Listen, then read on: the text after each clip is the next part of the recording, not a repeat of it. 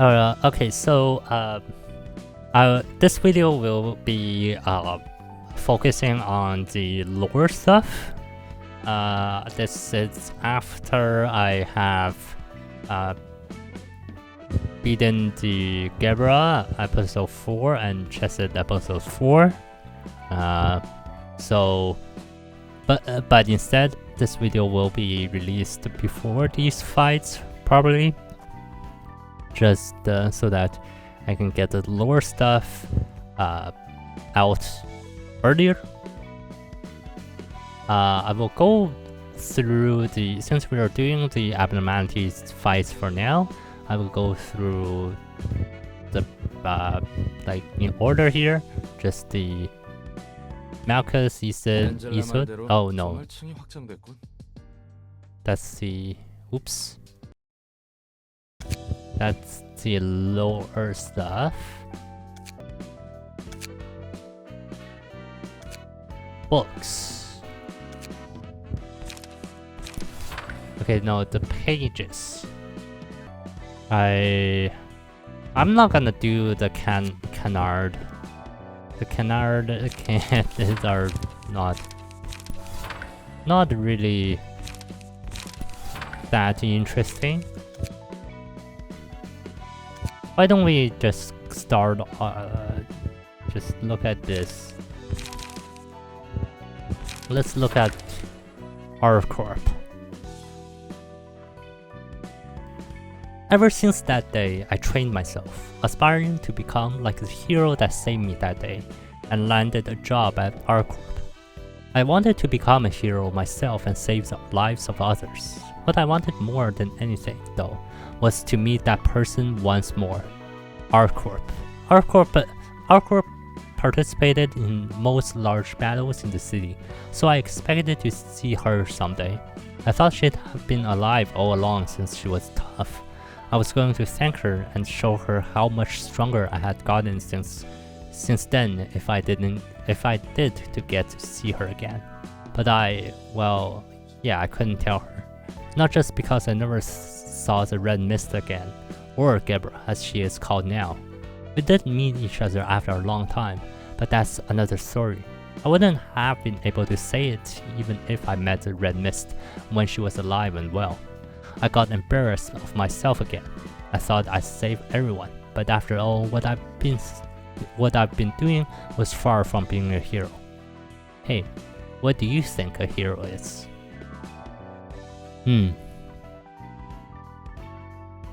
Right. Yeah. Very thought-provoking. Maximus page. One day, some rich people visited us and said that the war will break out soon. Said we'll get some benefits if we helped her. That gave us a big thing to worry about than an upcoming destruction. A war is about to happen? Nikolai collected her thoughts and calmly asked why a war was going to occur. That person paused for a bit, then spoke in a languid tone. I was creeped out by how she said it like it was no big deal. When one person's pure ambition and another's tragic obsession join together, a dream is destined to be born. One person's pure ambition and another's tragic obsession. The tragic obsession is maybe why am I blanking on names? Like the librarian, the chief librarian. What's her name again? What the hell? Why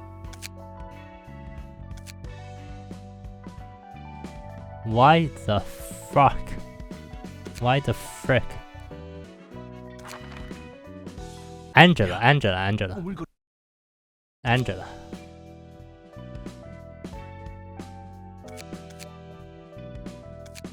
Yeah, I think that is talking about Angela. This tragic obsession is talking about Angela trying to, or maybe the pure ambition is talking about Angela, and the tragic obsession is talking about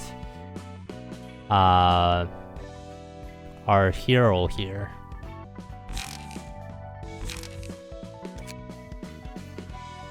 What's our hero called? What the fuck? Roland. There it is. Okay, yeah. Okay, so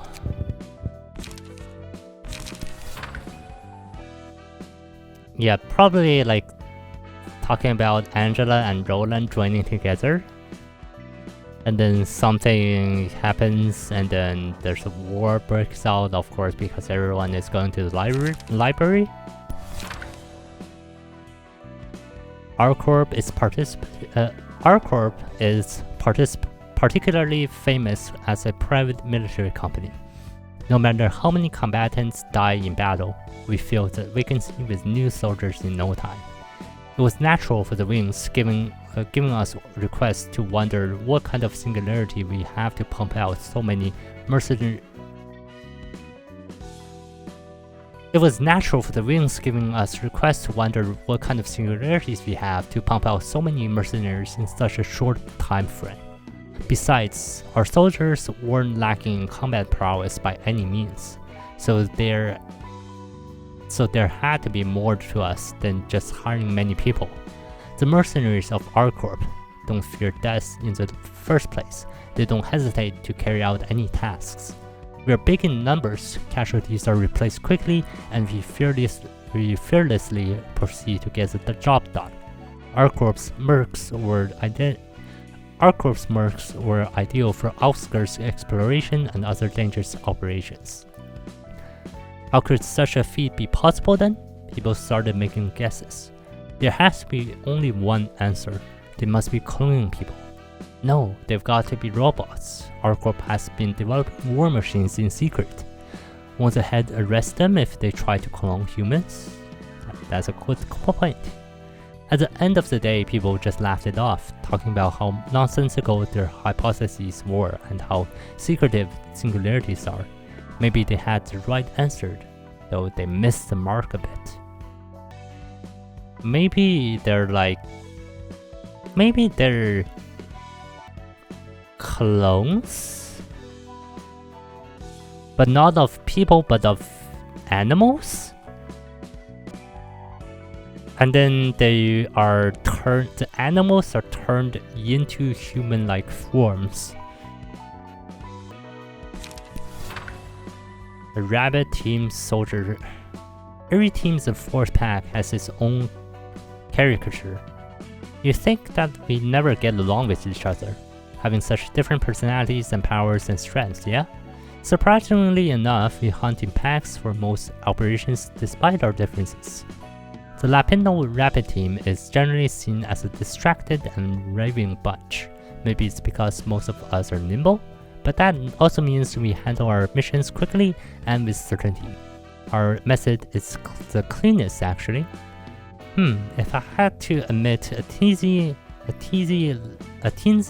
little problem with us, it's that we don't discriminate enemies from civilians. We do have a tendency to shoot first at any non-rabbit in the area that comes into our sight. We'll leave ourselves open for attacks if we take our sweet time to tell them apart, so we've got to strike first. But hey, we don't leave any troubles behind that way, so what's good is good, yeah? Right, there's some problem with that though. Every team in the force pack has its own character. Our personalities, powers, and strengths are all wildly different, but we still do most of our missions in packs. Us rhinos specialize in using physical strength. We're good at pushing ahead, if nothing else. I think we're the strongest team in the force pack. Smash them hard, block them hard. We often stand on the front line instead of the frail rabbits and reindeer. The rhino team's armor is thick and large, and we got a tough body too. Sometimes though, my body starts heating up if I keep moving around, and I can't control myself for a while. I figure that's cause of the odd tech R-Corp uses. Something about expanding muscles and pumping more adrenaline into the blood. That's what they told me. Oh, in case you're wondering, this isn't the singularity or anything. Plenty of others are making use of it, apparently. We never got to hear the deeds. We do hear often that we've got to watch out though. The Rhino team's got more destructive power than others, and once one of us starts getting all excited and enters a rampage, it won't be easy to stop them until they calm down. Cool. The reindeer. Every team in the force pack has its own characteristics. Our personalities, powers, and strengths vary so greatly that it's hard to imagine us working together. Nonetheless, we move in packs for most missions. The reindeer team utilizes powerful electric waves generated from brainwaves. You see these horns? The electric stimuli generated in the reindeer's brain are condensed at the tip of these horns. The concentrated electricity is then collected by our staffs for attacks. There's one thing we should be careful of when we use this ability. If the battle drags on for too long, or we exert too much power at once, most reindeer will go insane. The symptoms are expressed in various ways, but in most cases, they hurt their own comrades or damage the psyches of others. We sometimes utilize K-Corp's singularity to protect our sanity or mitigate the mental damage, although we can't afford to use it often. Okay, so this probably explains the pages that say unused deal stagger damage to self. Here is a Church of Gears worshippers page. As the gears turn, our bodies are put in motion. Thought gears are indispensable for meat gears. The introduction seems terrifying, but thought gears are said to feel much more satisfaction than meat gears do as time passes. Actually, I'm not sure if a thought gear can still think like a human. They say thought gears are honored to be serving their role, but perhaps it's only a made-up story told by the worshippers who hadn't completely gone array, wishing to free themselves of what little guilt they had. The words I sometimes hear aren't heard through my ears. The gear guides my body as it rotates, as if it's entering commands into my brain. Though that matters not. We're able to live thanks to the help of the thought gears. We're no longer lost, unable to find a way ahead, even if there is no path to take. It tells me where to place my next step. So these are Gears worshippers, or are they meat gears? I guess meat gears are different than the worshippers themselves, or are they the same?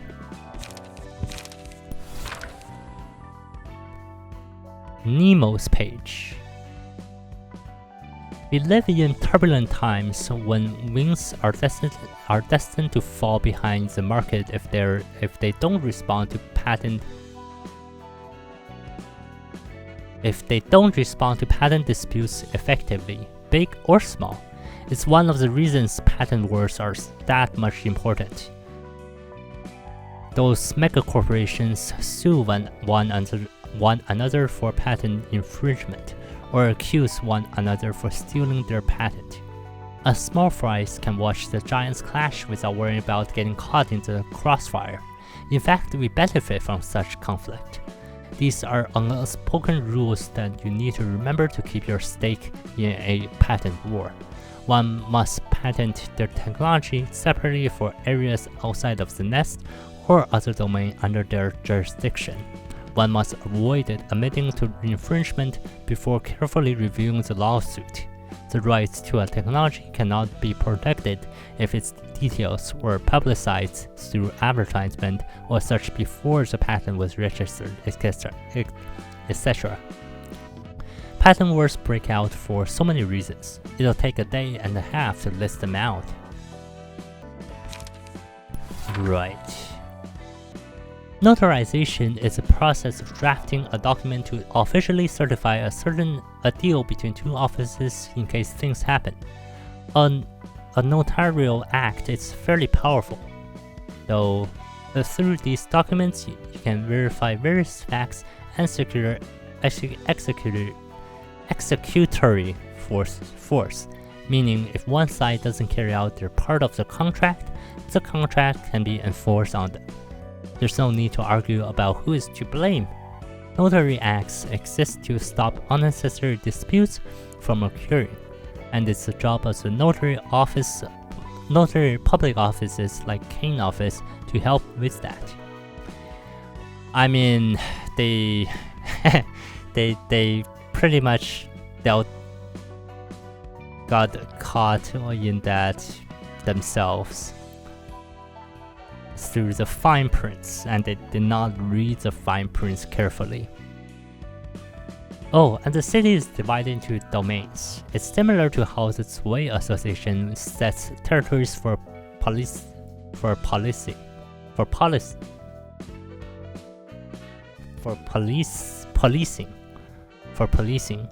It's fair to expect at least one notary public office in every domain.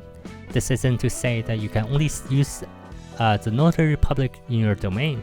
If you can't find a notary public, or if the office isn't functional for whatever reason, you can always go to other domains, though it costs a bit more. A lot of people still choose the latter since they need to get business done in a hurry. Not every notary public office has the same level of professionalism after all. Yep. Contracts should be signed on equal terms with the consent of all parties involved, and the offices must fulfill the terms of the contract following the mutual agreement. It's a societal boundary that keeps us humans from betraying each other's trust as we must coexist.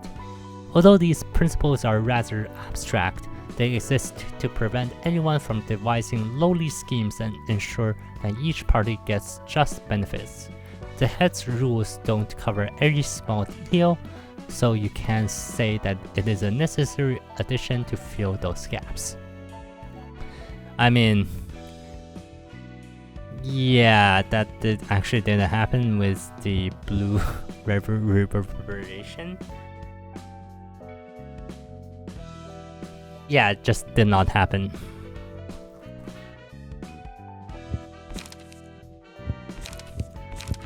Anyways, we have two more here. The thumb is the most cultivated and humane of the 5 fingers, just to be polite and know to respect others.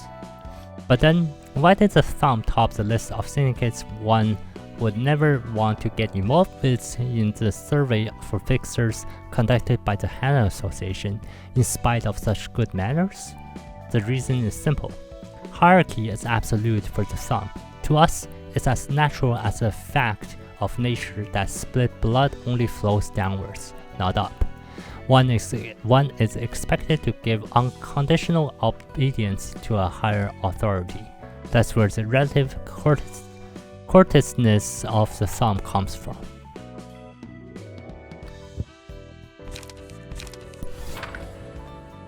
And Liu Association.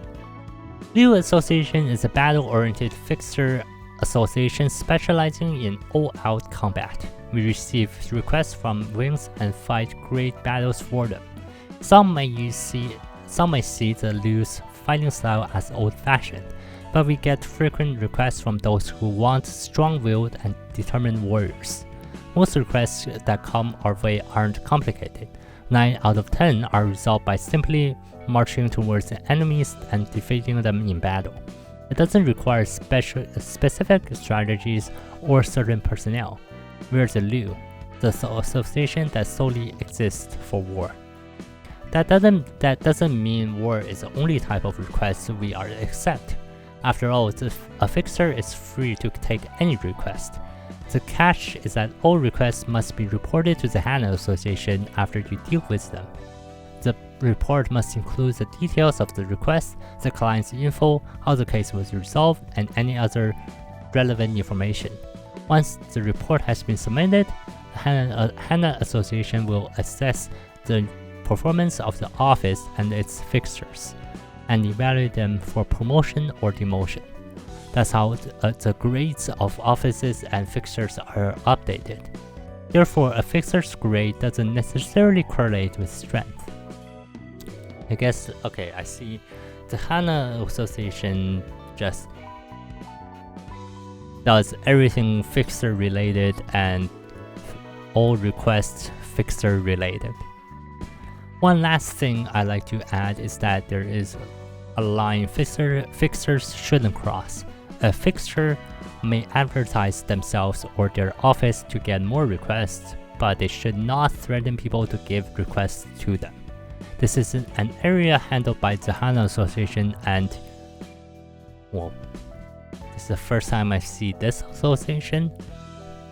OIFI Association, OIFI Association, a specialist in dealings and transactions.